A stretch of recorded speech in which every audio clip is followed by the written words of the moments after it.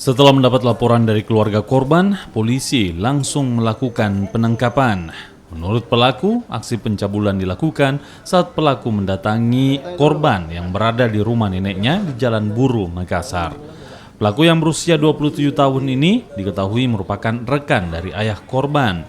Sementara itu, korban yang baru berusia 6 tahun ini mengalami trauma dan pendarahan di bagian kewanitaannya.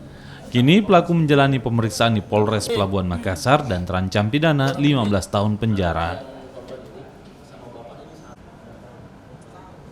Siang hari ini akan melaksanakan press kasus perkara perbuatan cabul terhadap anak, yang dimana kasus tersebut dasar LP nomor 34 2 Romawi 2020 Polres Pelabuhan Makassar terhadap tersangka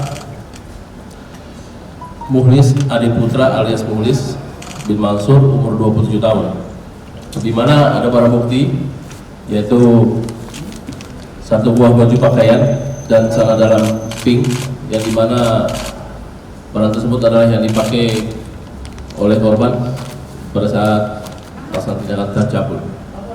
Pasal yang disangkakan adalah ancaman pasal 76E junto pasal 80.